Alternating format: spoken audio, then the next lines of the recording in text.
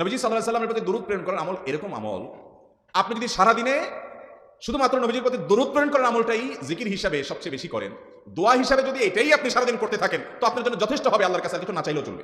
দরুদ মানে হলো নবীজির জন্য দোয়া করা। ভাই, আল্লাহ তার হাবিবকে রহম করবেন, আপনার আমার দোয়ার দিকে আল্লাহর তাকানোর কোনো ঠেকা আছে?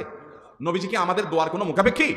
কিন্তু আমরা তার জন্য দোয়া করলে ওই চান্সে আল্লাহ তাআলা আমাদের প্রতি অনুগ্রহ করবেন। একবার না, আপনি নবীজির প্রতি একবার রহমতের দোয়া করবেন, একবার দরুদ পাঠ করবেন, মান সাল্লা আলাইহি মাররাতান সাল্লাল্লাহু আলাইহি আশরা। নবীজি সাল্লাল্লাহু আলাইহি সাল্লাম বলেছেন, একবার আমার জন্য তোমরা দোয়া করলে, আমার প্রতি দরুদ পাঠ করলে, আল্লাহ তাআলা তোমাদের জীবনে 10 বার 10 জায়গায় 10 টাইমস তোমাদের উপর আল্লাহ তাআলা অনুগ্রহ করবেন। আপনি টেরও পাবেন না কত জায়গায় আল্লাহ অনুগ্রহ করেছেন। আল্লাহ বাঁচাই দিয়েছেন, একটুর জন্য শেষ হয়ে যান নাই। ওই যে দরুদ পড়ছেন, আল্লাহ তাআলা রক্ষা করছে, আপনি খবরও নাই। আল্লাহ তাআলা আপনার প্রতি বিশাল একটা দান করছে, আপনি লক্ষ্য করেন নাই। ওই যে দরুদ পড়ছেন একবার, 10 ডায়ার রহমত হবে। এভাবে যত দরুদ পড়বে সে তত রহমত এবং অনুগ্রহ পাবে। বেশি করে পাঠ করবো তো ইনশাআল্লাহ। সবচেয়ে শ্রেষ্ঠ দরুদ, সবচেয়ে উত্তম দরুদ হলো দরুদ ইব্রাহিম, যেটা নামাজে পড়েন। আর সবচেয়ে সংক্ষিপ্ত দরুদ হলো সাল্লাল্লাহু আলাইহি ওয়াসাল্লাম। এছাড়া নবীজির প্রতি দোয়ামূলক যে কোনো দরুদই আল্লাহর কাছে গ্রহণযোগ্য হতে পারে, যদি দরুদের অর্থের মধ্যে, কথার মধ্যে খারাপ কিছু না থাকে। 6টা দোয়া হলো কোরআন হাদিসের শত শত সহস্র দোয়ার নির্যাস এবং খোলাসা। তার 1 নম্বর হলো দুরুদের আমল। করবো না বেশি বেশি ইনশাআল্লাহ?